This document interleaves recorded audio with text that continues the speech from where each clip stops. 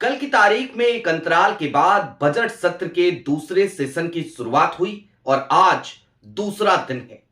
लेकिन दूसरे दिन के साथ ही साथ क्या साहेब विश्वगुरु प्रधान सेवक उनके झोले के पैक होने के संकेत दिखाई देने लगे हैं। एक तरफ नारे लग रहे हैं संसद भवन के परिसर में, देश को बचाना है तो मोदी को हटाना है। दूसरी तरफ भारतीय जनता पार्टी के दिग्गजों ने ही प्रधानमंत्री नरेंद्र मोदी के खिलाफ मोर्चा खोल रखा है।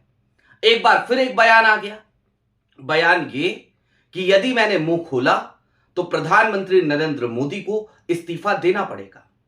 भारतीय जनता पार्टी के दिग्गज नेता इस तरीके के बयान बार बार दे रहे हैं, उसके बावजूद उन नेताओं पर कार्रवाई करने की कोई हिम्मत भारतीय जनता पार्टी की सरकार क्यों नहीं कर पा रही है। यूथ कांग्रेस के प्रोटेस्ट को मुद्दा बनाने वाली भाजपा, दूसरी तरफ ट्रंप है, वो लगातार बयानबाजी कर रहे हैं और सरकार उनसे भी कुछ नहीं कह रही, उनको भी कुछ नहीं कह रही। कुल मिलाकर आज की तारीख में आपको भारतीय जनता पार्टी के दो दिग्गजों के बयानों की जानकारी देंगे, जिससे मोदी जी के झोले के पैक होने के आसार दिखते हैं। तो उसके अलावा विपक्ष किस तरीके से अड़ गया है, भिड़ गया है, लड़ रहा है, उसकी भी जरा परतें खोलेंगे। नमस्कार, मैं स्वप्निल और आप मुद्दा देख रहे हैं। दोस्तों, आगे बढ़े उससे पहले वही छोटी सी अपील। मुद्दा इन दिनों एक गंभीर आर्थिक संकट से जूझ रहा है। एक तरफ हमारे मेन बैंक अकाउंट्स बीते लंबे समय से फ्रीज चल रहे हैं, तो दूसरी तरफ हमारे 2.5 साल पुराने चैनल को हमसे लंबे समय तक छीन कर रखा गया था। ऐसे में डे टू डे ऑपरेशंस में मुद्दा को काफी मुश्किलों का सामना करना पड़ता है। लिहाजा आपसे गुजारिश है, यदि आप चाहें तो स्क्रीन पर दिख रहे क्यूआर कोड या फिर के नीचे दिख रहे यूपीआई नंबर्स के जरिए मुद्दा की छोटी छोटी मदद जरूर कीजिएगा, ताकि हमारी बेबाकी यूं ही बरकरार रहे। अब आगे बढ़ते हैं और जरा यह समझने की कोशिश करते हैं कि संसद भवन के भीतर आज जब दूसरा दिन है तो क्या हो रहा है। कल की तारीख में तो हमने एक नया तरीका और तरीकेकार देख ही लिया था, उस पर बातचीत की ही थी कि जो अध्यक्ष साहब कुर्सी पर नहीं बैठ सकते हैं क्योंकि उनके खिलाफ अविश्वास प्रस्ताव पेंडिंग है, वो अध्यक्ष साहब अपनी केबिन में बैठ करके आदेश जारी कर रहे थे। बेशर्मी की, बेहयाई की, थेथराई की अगर कोई पराकाष्ठा होती है तो ये उसकी उत्तम मिसाल है। अब आगे बढ़ते हैं। आपको सबसे पहले मैं आपके स्क्रीन पर, जाहिर सी बात है आप नाम समझ गए होंगे, सुब्रमण्यम स्वामी, उनका एक ट्वीट दिखाना चाहता हूं। अंग्रेजी में लिखा है उन्होंने, क्या लिखा है? वो सीधे तौर पे ये सवाल कर रहे हैं कि ऐसा क्यों है कि तीसरी बार के भारत के प्रधानमंत्री डोनाल्ड ट्रंप से इतना डरते हैं। सुब्रमण्यम स्वामी यही नहीं रुके, उन्होंने कहा कि अगर मेरे जो परिचित हैं अमेरिका में, मैं उनसे जब बात करता हूं तो वो बताते हैं कि मोदी जी क्यों कॉम्प्रोमाइज्ड हैं। और उसके बाद सुब्रमण्यम स्वामी आगे कहते हैं कि यदि मैंने मुंह खोल दिया, मैं रिवील नहीं करना चाहता, अगर मैंने रिवील कर दिया तो प्रधानमंत्री नरेंद्र मोदी को इस्तीफा देना पड़ेगा। लेकिन सुब्रमण्यम स्वामी इकलौते भारतीय जनता पार्टी के ऐसे नेता नहीं है जो इस तरीके की बात कह रहे हैं। यशवंत सिन्हा ने एक डिजिटल प्लेटफॉर्म है सत्य हिंदी, आप सब जानते हैं, उसको अपना साक्षात्कार दिया। उस साक्षात्कार के दौरान उन्होंने बड़े अच्छे ढंग से इस पूरी गुत्थी को सुलझाया था। और ये गुत्थी कोई सुलझाना कोई रॉकेट साइंस नहीं है, आप भी इस बात को समझ सकते हैं। ट्रंप कहते क्या है? ट्रंप सीधे तौर पर भारत को धमकाते हैं। ट्रंप बार बार उन्होंने सीज फायर कराया इस बात का ऐलान करते हैं, मोदी जी कुछ नहीं कहते। इतना ही नहीं, ट्रंप यही नहीं रुकते, ट्रंप आगे क्या कहते हैं? ट्रंप यहां तक कह जाते हैं कि मैं प्रधानमंत्री नरेंद्र मोदी का पॉलिटिकल करियर खराब नहीं कराना चाहता, नहीं करना चाहता। भाई कैसे कर दोगे खराब? जाहिर सी बात है, अगर ट्रंप इस दावेदारी के साथ कह रहे हैं तो इसका मतलब दाल में कुछ ना कुछ तो काला है, या फिर कि शायद पूरी दाल ही काली है। यशवंत सिन्हा ने क्या कहा था?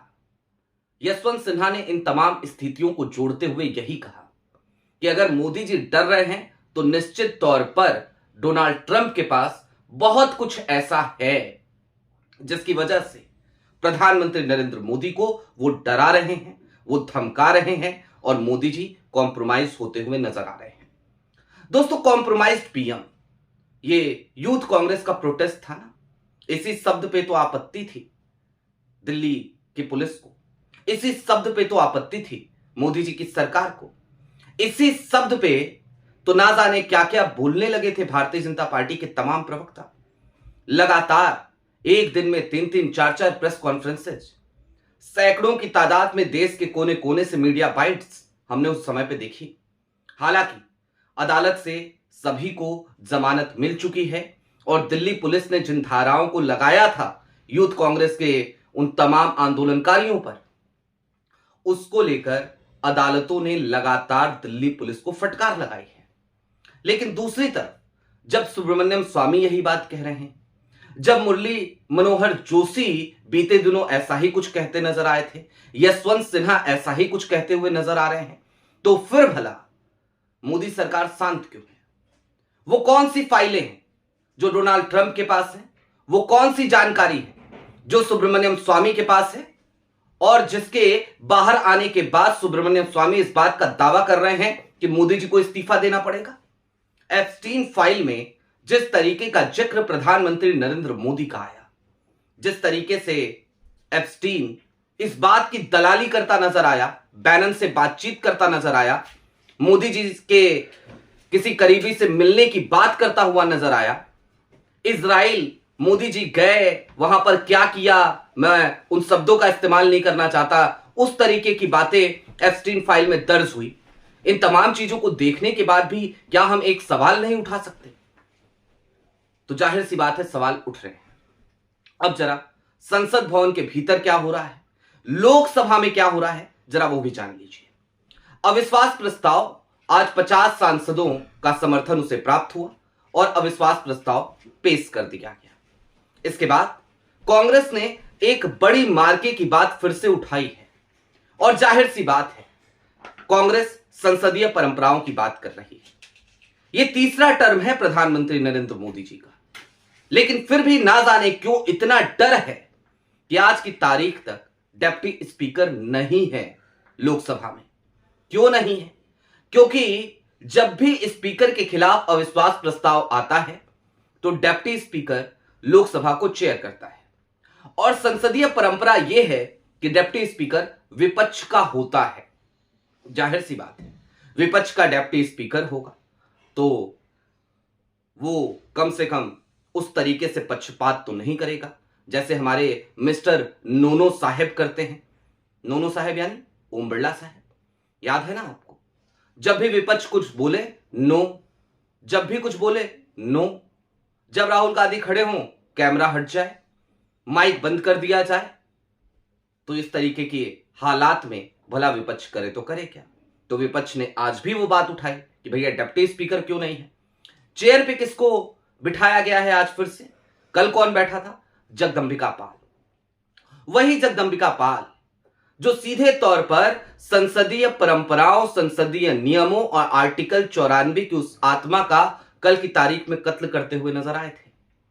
अविश्वास प्रस्ताव पेंडिंग है, उसके बावजूद वो स्पीकर ओम बिरला साहब के आदेशों पर चल रहे थे।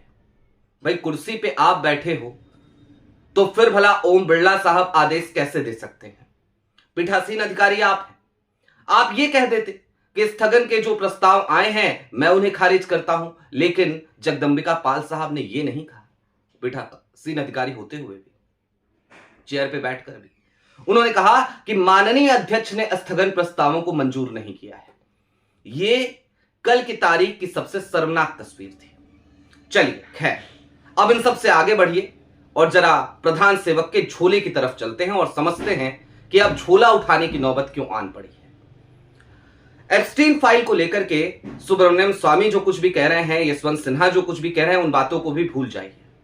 अभी तो अमेरिका में एक और तांडव मचने वाला है। एप्स्टीन फाइल के जो सर्वाइवल्स हैं, जो पीड़ित हैं एप्स्टीन के, उन्होंने, उनके ऑर्गेनाइजेशन ने, उनके संगठन ने, उनके समूह ने, उनके ग्रुप ने अब इस बात का ऐलान कर दिया है कि अब हम नाम रिवील करेंगे अगर वो 30 लाख पन्ने सार्वजनिक नहीं होते हैं तो, क्योंकि हमें पता है कौन आता था, कौन जाता था, क्या होता था, क्या किया जाता था। यानी कि पूरी दुनिया में एप्स्टीन फाइल के सर्वाइवल्स के इस ऐलान के बाद हड़कंप मचा हुआ है। और जाहिर सी बात है वो जो 30 लाख पन्ने अभी और आने हैं, आज नहीं तो कल वो जरूर आएंगे, क्योंकि अमेरिका की डेमोक्रेसी फंक्शनल डेमोक्रेसी है। ट्रंप वहां पर डंडे के जोर पर डेमोक्रेसी की हत्या नहीं कर सकते। बार बार यहां पे कहते हैं ना कि हमारे पास बहुमत है, बहुमत है, हालांकि इस बार अल्पमत में है, बैसाखियों पे हैं। उसके बावजूद इस बात का घमंड अभी खत्म नहीं हुआ कि भैया हमें तो देश ने चुन करके भेजा है। अरे देश ने चुन करके भेजा है तो संविधान के हिसाब से चलोगे, संविधान से देश को चलाओगे, लोकतांत्रिक तरीके से देश को चलाओगे, लोकतांत्रिक तरीके से सदन को चलाओगे, या फिर कि बहुमत है इसी नारे के साथ लोकतंत्र को ताक पे रख दोगे? कर तो वही गए। खैर, झोला पैक होने की नौबत कई वजहों से है। एक तरफ भारतीय जनता पार्टी में बढ़ता हुआ प्रधानमंत्री नरेंद्र मोदी के प्रति असंतोष, दूसरी तरफ प्रधानमंत्री नरेंद्र मोदी का इस तरीके से अचानक इतना कमजोर दिखना, तीसरी तरफ विश्व में जिस तरीके की सिचुएशंस हैं, खासतौर पे मिडिल ईस्ट में जिस तरीके की सिचुएशंस है, उसके बाद भी प्रधानमंत्री नरेंद्र मोदी की लगातार चुप्पी, चौथी तरफ ट्रंप की दादागिरी, और उस दादागिरी के सामने प्रधानमंत्री नरेंद्र मोदी का झुकता हुआ सर। बड़ी शर्म के साथ की बात आज हमें कहनी पड़ रही है, झुकता हुआ सर।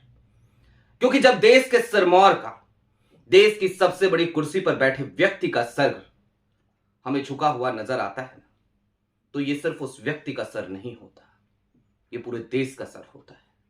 और प्रधानमंत्री नरेंद्र मोदी आज इस हद तक कॉम्प्रोमाइज हो गए हैं कि उन्हें इस बात की भी शायद फिक्र नहीं कि उनकी वजह से यह देश कितना शर्मसार हो रहा है, इस देश के लोग किस स्थिति से दो चार हो रहे हैं।